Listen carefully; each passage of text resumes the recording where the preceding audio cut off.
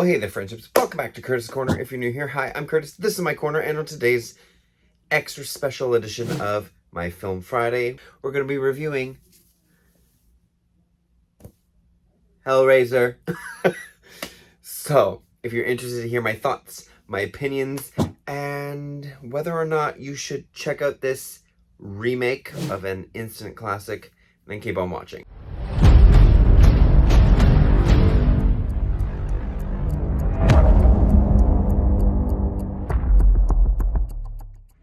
Hellraiser is a remake of the classic of the same name, also produced by Clive Barker, not directed by Clive Barker though, as he directed the first one. This one is David Bruckner. Let's just start off with the positives. I think this film is wonderful. Honestly, I really do. The visuals are extremely creepy. The design of all the Cenobites have elevated the creepy factor to a whole other level. Instead, where the first one they were wearing leather bondage outfits, this one their skin is just peeled away in shapes to reveal bones or muscles or tendons underneath to kind of create an outfit for them just by using the skin. The lore is still all kept the exact same, but they utilize the lament configuration a whole lot more and way better than they did in any of the other iterations of Hellraiser. There is a more elaborate story being told where the main character, Riley, who is played by Odessa A'zion, I hope I'm saying that correctly, she gets the lament configuration, and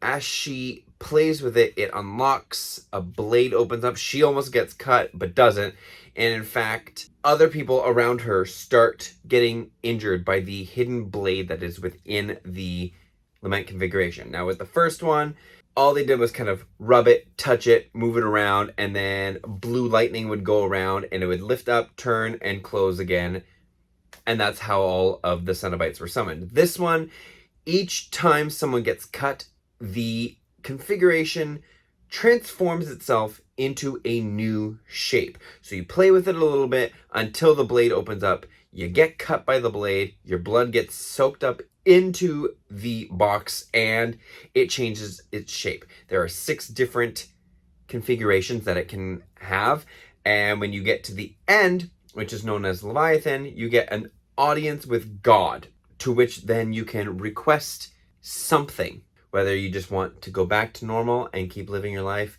whether you want to resurrect something that the box took, whether you want all power or you want love, whatever you want, essentially. It's basically, these Cenobites become your little genie and they end up granting you a wish. Obviously, it's going to be like the monkey's paw, where it's seemingly good, but something is going to be off, and we learn that through the film as well. There are a couple of twists in this film that kind of throw you. You kind of see one coming, the other not really. And I really enjoyed the short twists that they did with one of the main characters. The characters that survive at the end, I'm happy with who survived. As for Jamie Clayton's portrayal as the priest or Pinhead, wonderful. Absolutely wonderful. I think her voice mixed with the digital augmentation, what is it you pray for, to create the more demonic voice at the same time really flows supremely well in this, and it creates a whole other dynamic that adds to the creepy factor of this brand new iteration of Hellraiser. And I love just everything that they did with the character. They kept the monotone responses and communication, but they added slight little facial and body language details that the original didn't have, such as slight movements, the constant looking around, or the occasional smirk, which I loved the additions of. And I think the story it had some flaws, but all in all, it was very entertaining to watch the character of Riley go through all of these traumatic events and having to make a very difficult decision throughout each step and by the end of the film as well. I love the design, like I said, of all of the different Cenobites, including the new ones that we get. And yeah, I'm glad there was a couple that they ended up keeping from the original. What was it? Gash? Was that what it was? Pinhead's Gash? Yuck. His little followers. I'm glad they kept some of the original followers like Chatterer. There was another one who had like hair, or I guess their skin, whatever, kind of coming down. It reminded me of a past one, whether it was just an updated version or a completely new design, I don't know. But some that I did notice, they were wonderful to see a more updated look on, and I'm glad that they kept some of the original classics. I also liked how it was very small based. Yes, they went to a bunch of different locations. I think there must have been maybe 5 or 6 different locations that these characters went to within the film, but they felt still super contained. And once they got to the main location that most of the film actually was going to be taking place, or at least the climax of the film was going to be taking place, it felt, while open, equally as claustrophobic, which I think helps with the tension, the suspense, and the horror elements within this film, and creates a more nervous type of feel that you're going to be feeling as the Cenobites come closer and closer to claim their prize, if you will. So I will say, I think my only critique is that a lot of the deaths from these characters who get cut from the lament box, you don't see it. You don't see them die. They're gone. That's it.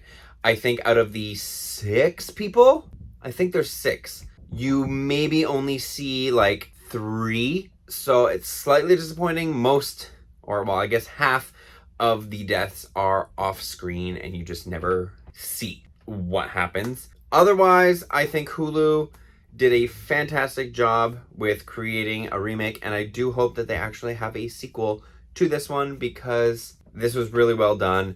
You could tell they actually cared about the source material, and you could tell they were putting a good budget behind the visual effects and making sure they are putting out the best content that they can for this franchise. So with all of that being said, I'm going to give Hellraiser 2022 an A-. Like I said, fantastic job by the actors, fantastic visuals, pretty decent storyline, and I don't think that you are going to be disappointed with this one. I think it's going to be one that you're going to add to your horror collection if you are a horror collector like me. I know I'm going to be adding this, hopefully, if it comes out onto Blu-ray as well.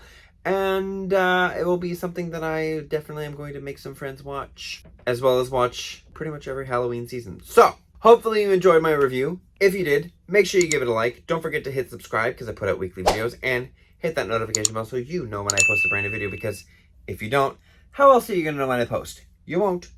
So do it. I will see you Monday for a brand new makeup video, whether that be a tutorial or whether that be a review. I don't know.